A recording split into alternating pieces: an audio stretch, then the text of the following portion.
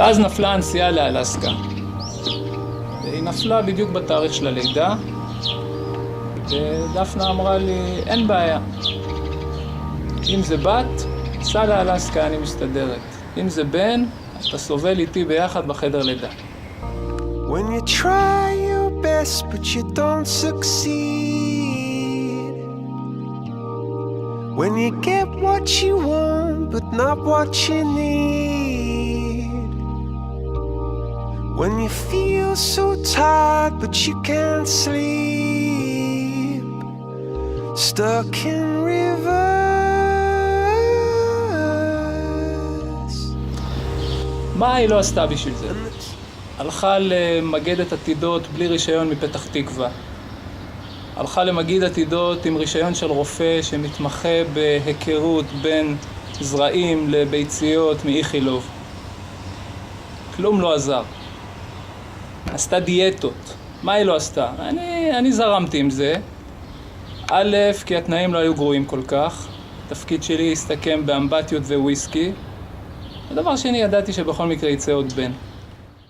ואז אנחנו קבענו תור אצל זה שקובע אם לשבט או לחסד, מישהו מקריית אונו, שהוא מחליט, פי בולבול, פיש בולבול. הבעיה הייתה שהקביעה הייתה ליום ראשון. וביום רביעי היא גילתה שיש מישהו שיודע לתת לך תשובות ב-95%, אבל הוא עושה את זה ביום חמישי. שאני לא הבנתי מה הערך של 95% בת, אבל בשביל סוף שבוע שקט הייתי מוכן לשלם הרבה. ביום חמישי היא הלכה לבדיקה. אני בשביל 95% בת לא הסכמתי להפסיד עבודה. וב-11 בלילה אני מתקשר אליה מהחפ"ק במתח. אני שומע שהיא מרימה את הטלפון. אני אומר לה, נו, לוחם או פקידה? כלום, לא מקבלת קהל. אני אומר עוד פעם, נו, מה קורה? אני כבר מבין שאני בברוך. אני שומע מהצד שני של הקו, בכי היסטרי. אני אומר, מה קרה? ואני מצליח לשמוע בין הבכי, הוא אמר שזה כנראה בת.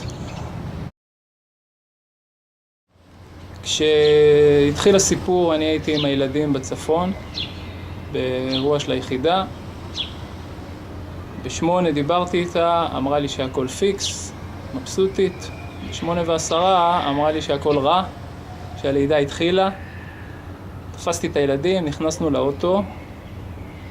התפקיד של תומר היה להזיק את אורנה, המלאך. אני הזמנתי אמבולנס, ואיתי בדק שאני לא יורד מ-150.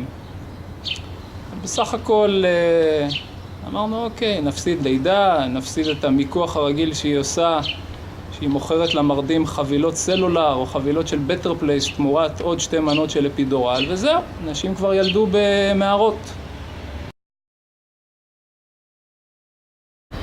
הבנתי שיש בעיה, זרקתי את האוטו, עליתי למעלה, יצאת אליי הרופאה מהחדר לידה, אומרת לי, מה שחשוב זה שאשתך בסדר. ואז הבנתי שהכל לא בסדר.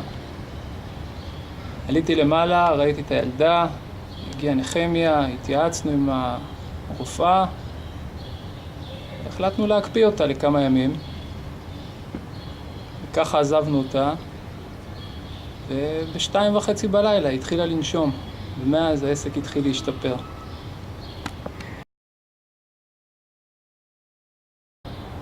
היא רצתה ליה, אני רציתי משהו יותר קרבי, אני תמיד מפסיד. איתה החליט שמעון, ובחודש הראשון באמת קראו לה שמעון. בוקר טוב איתי. יאללה לקום. אבא עוד מעט. אבא, איפה שמעון? ישנה עוד? איך עבר עליה הלילה? יום שאפשר כבר לנשום, אנחנו יודעים בסך הכל שזה די סטארט-אפ. זה 3 ימים הקפאה ל-34 מעלות, קצת לא מנהל, ואתה מקבל גאון. Lights will guide you home.